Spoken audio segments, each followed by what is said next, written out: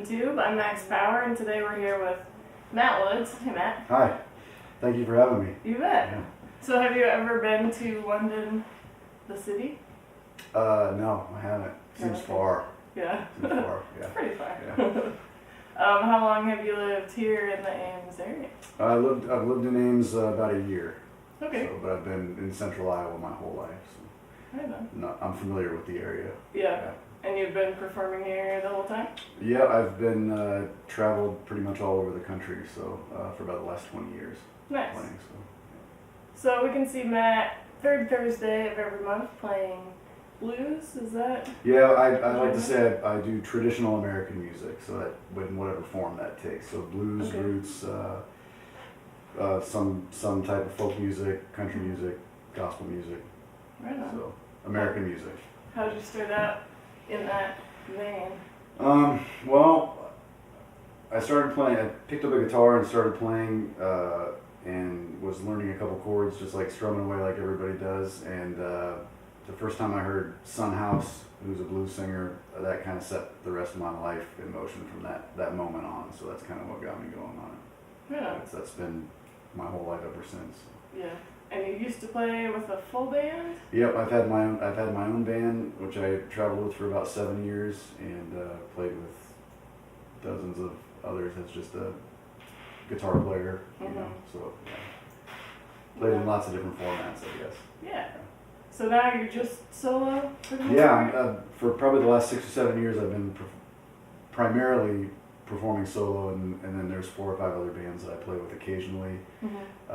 And then I'm actually starting my own trio up again here. Okay. Yeah, starting next week actually. So Oh wow, stay tuned. yeah. So what do you like about solo versus band? Or You make a lot more money yeah. as a solo act. It's a lot more convenient to travel and to book things. You don't have to worry about schedules, anybody Right. else's schedule, and things like that. So it's more convenient, and you make more money. That's most of it. All right. Heard it here first. Don't start a band. Well, I wouldn't say that. We could. I was talking to Brian about. We could get into some negative aspects of it, but Yeah. I think it's good to be. For me, I just always wanted to be the best musician I could be, and specifically the best guitar player I could be. So, in order to do that, I've had to learn and wanted to learn different ways of doing things, because honestly, playing as a solo musician it's like a totally different instrument.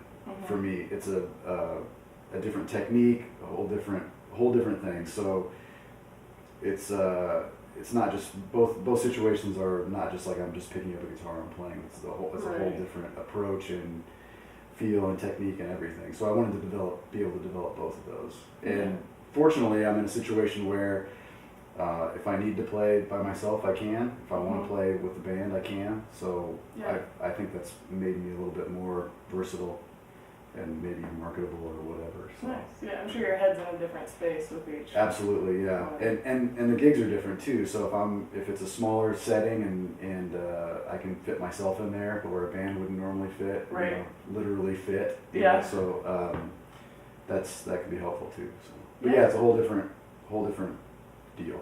Nice. Yeah. Well, let's hear what that sounds like. Matt Woods solo. All right. Okay.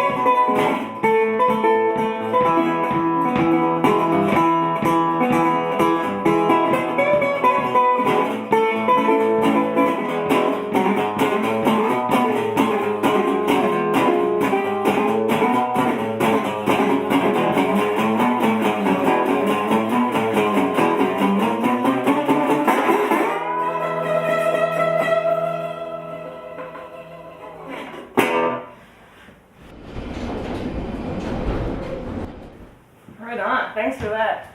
So you've performed all over the United States. Yeah, mostly based out of the Midwest here, but I've had an opportunity to travel a little bit farther. So Cool. Do you have any good, bad or good experiences that stick out in your mind? lots of bad and good experiences. Yeah. Yeah.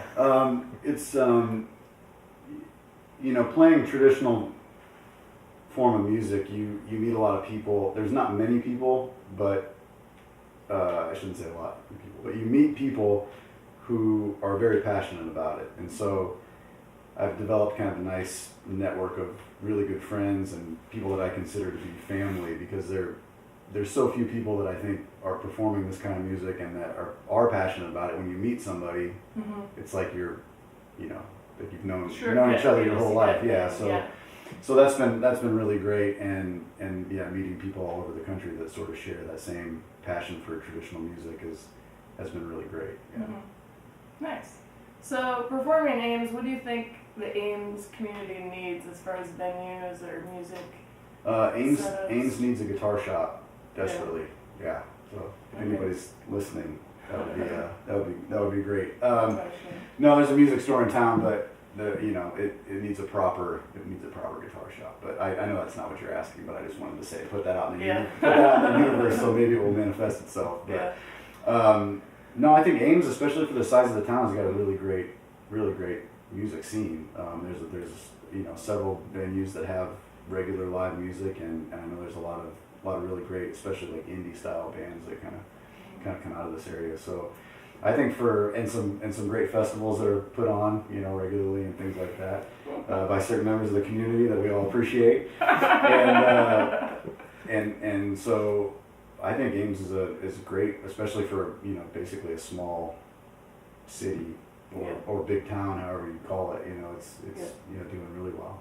Right on. What made you settle here in this area? It was well, like I said, I've been in Central Iowa my whole life, and before we lived here, we had a small farm, and my wife and I had a small farm in southeast Story County in Collins, outside of Collins, Iowa. And so we wanted to move to. We've got an acreage outside of town here that we moved to just for convenience factor. We just needed to be a little bit closer to town, and I work here. I work for Iowa State, so it's convenient for me for sure. Nice. And it's not a bad place to be based out of. I can get to Des Moines rather quickly, and things like that. So I found that being in Iowa, especially Central Iowa, has been great for travel, just because I can get to Chicago in less than 6 hours, and Kansas City and Omaha and Minneapolis, and even Wichita or Oklahoma City. They're not that far away, so sure, it's kind of a nice central location for sure. Yep. How's your family, or how has that affected your playing and traveling and stuff like that? I have a very supportive family, so obviously you can't do it without that. Especially since I'm still working a day job and I'm playing 120 some odd shows a year. Yeah. So that's necessary. That's certainly not easy, and it's something that we have to work at, but I'm very blessed to have a supportive family. So great. What do you think, like audience members, or what would you like them to know when you're playing, or how can you be a better audience member? They could be a better audience member by buying CDs, lots of CDs, and always buy merchandise from the band. So, no, it depends. Every venue is different. It seems like as a solo act you struggle. If you can really get into this if you want, but it seems like as a solo act you struggle to sort of get people's attention. And a lot of times it feels like you're just kind of wasting away in the corner of a restaurant or whatever. So it's really great when the audience is actually paying attention and listening, and the gigs where you get in front of people that are really interested are very, very rewarding. So I guess the fundamentals of being a good audience member are show up, pay attention, tip well, and buy merch. Right, so I think we'd all be happier if that happened. Right on. Honestly, but.